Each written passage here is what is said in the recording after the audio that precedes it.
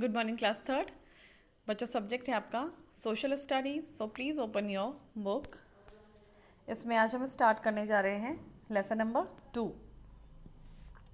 The earth how it looks. आज हम पढ़ेंगे अर्थ के बारे में। अर्थ मतलब पृथ्वी, ठीक है।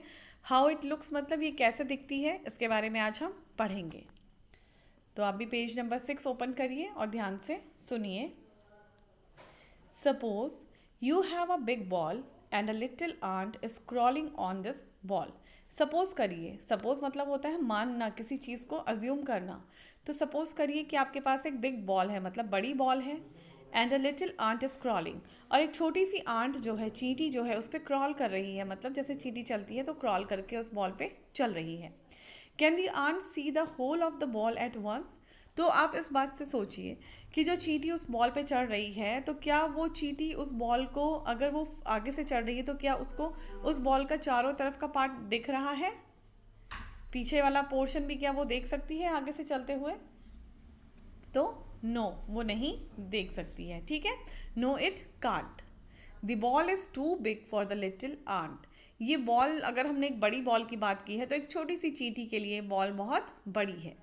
It can see only that little part of the ball which is in front of it. तो वो चींटी केवल उस पार्ट को देख सकती है जो उसके फ्रंट में है, ठीक है।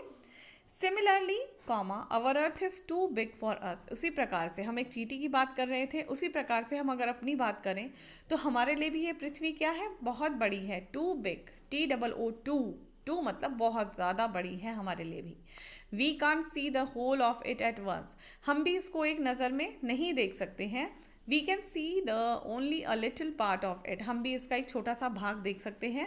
It which is in front of अस, जो हमारे सामने है, केवल उसको ही हम देख सकते हैं। Then how can we see the whole of the earth?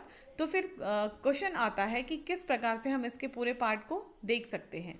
There can be two ways to do this. तो इसके दो प्रकार से इसको किया जा सकता है। तो कौन कौन से प्रकार हैं वो देखिए। पहला है bye sitting in a space ship and flying high above the earth. ये केवल पॉसिबल हो सकता है कि अगर हम किसी स्पेस शिप में बैठे हैं और flying high above the earth, और हम पृथ्वी से बहुत ऊपर उड़ रहे हैं, ठीक है। पृथ्वी से बहुत ज़्यादा हम ऊपर उड़ते हैं तो ही हम इस चीज़ को देख सकते हैं।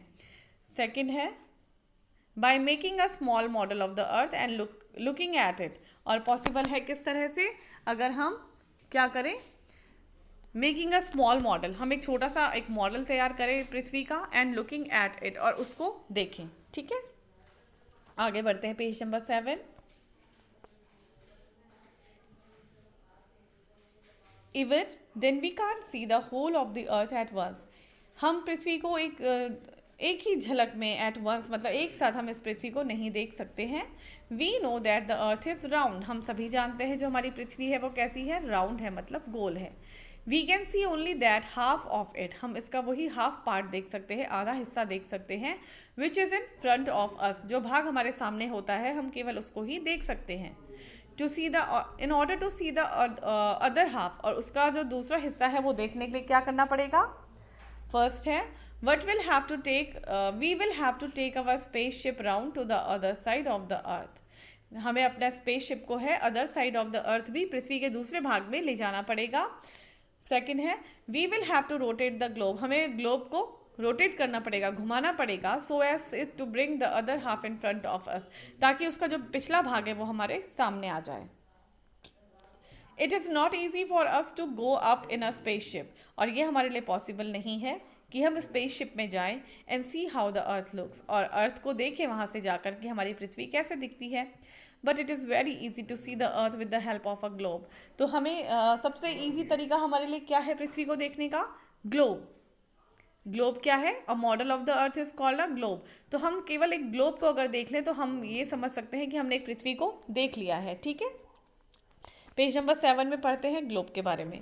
The globe, a model of the earth is called globe. Model, एक पृथ्वी का जो एक मॉडल होता है, उसका जो एक मॉडल बनाया जाता है पृथ्वी के जैसा, वो ग्लोब कहलाता है। It is shaped like a ball. इसका शेप कैसा होता है, बॉल की तरह होता है। It is a much smaller version of the earth. तो ये क्या है, एक छोटा वर्जन है, छोटा रूप है पृथ्वी का। इट शोज डिफरेंट सिटीज़, इसमें हमें अलग अलग सिटीज़ दिखती हैं, कंट्रीज दिखती हैं, mountains, rivers and many other such things that are found on the surface of the earth. वो सभी चीज़ें इसमें दिखाई जाती हैं जो कि एक किस में होती हैं, अर्थ में होती हैं।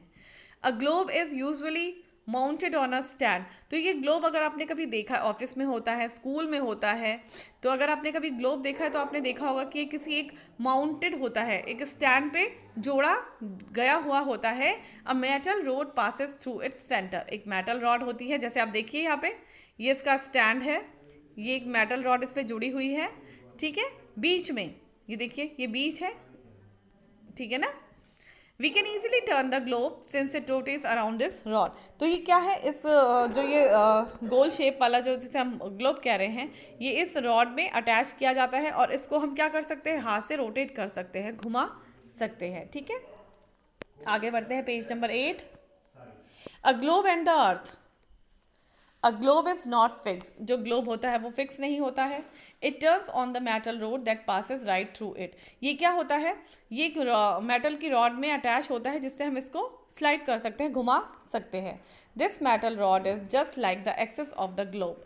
तो ये मेटल रॉड कैसी होती है, ग्लोब एक्सिस, जिसमें पृथ्वी क्या करती है, घूमती है, धुरी के काम करती है। ये मेटल रॉड एक धुरी का काम करती है पृथ्वी ग्लोब के लिए।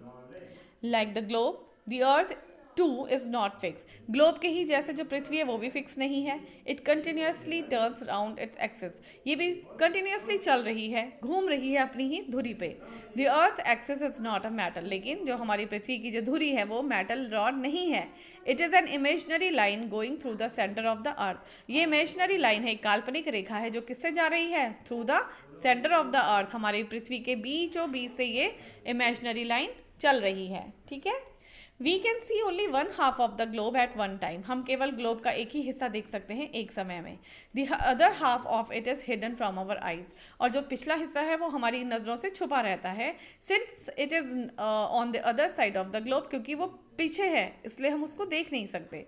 Similarly only one half of the earth faces the sun at one time. तो इसी प्रकार से अगर हम समझें कि हमारी पृथ्वी भी एक समय में सूरज का केवल एक ही भाग देखती है, the other half faces away from it. और जो दूसरा भाग होता है पृथ्वी का वो क्या होता है, सूरज से दूर होता है। अवे मतलब दूर होता है। That half does not gate sunlight. और उस दूसरे हिस्से पर सूरज की रोशनी नहीं पड़ती है। It is night there. तो आप समझ जाइए, जैसा ग्लोब है एक ही हिस्सा हमारे सामने आता है, उसी तरह से पृथ्वी है, एक ही हिस्सा सूरज के सामने रहता है, एक ही भाग पे सनलाइट पड़ती है, एक भाग बहुत दूर रहता है। तो जो फार अवे है, जो भाग दूर है, वो कहाँ, उसमें क्या होती है, उसमें नाइट होती है, रात होती है, ठीक है। When we rotate the globe on its metal rod, जब हम ग्लोब को घुमाते हैं मेटल रॉड पे, we can see its other half, हम उसका दूसरा भाग देखते हैं। Similarly, when the earth rotates on its axis, उसी प्रकार जैसे कि ग्लोब होता है वैसे ही एक पृथ्वी भी जब क्या करती है, रोटेट करती है अपनी धुरी पे, the other part of the earth comes before the sun. और उस समय रोटेशन की प्रक्रिया के टाइम पर अर्थ कम बिफोर द सन, और कहाँ आ जाती है, बिफोर द सन आ जाती है। Now they get sunlight, meaning it is a day there. जब रोटेशन होता है तो पृथ्वी का जो भाग सूरज के सामने आता है वहाँ पे फिर क्या हो जाता है, सवेरा हो जाता है, उजाला हो जाता है। और वहाँ पे क्या होता है, मीनिंग क्या है इसका, इट इज़ डे देयर। इसका मतलब है कि जिस भाग पे सनलाइट पड़ रही है अब वहाँ पे क्या है, मॉर्निंग है, सुबह है, दिन है वहाँ पर, ठीक है। That this is what causes days and nights on the earth. और यही क्या है, यही प्रक्रिया है जिससे कि डे और नाइट बनते हैं पृथ्वी पे, रात और दिन इसी से ही बनते हैं, ठीक है। तो अभी सिर्फ इतना ही मैं आपको पढ़ा रही हूँ, इसको आप पहले रिवाइज करिए एक बार, उसके बाद हम इसमें आगे बढ़ेंगे नेक्स्ट वीडियो में, ठीक है। तो इसे रिवाइज कर लीजिए एक बार अच्छे से।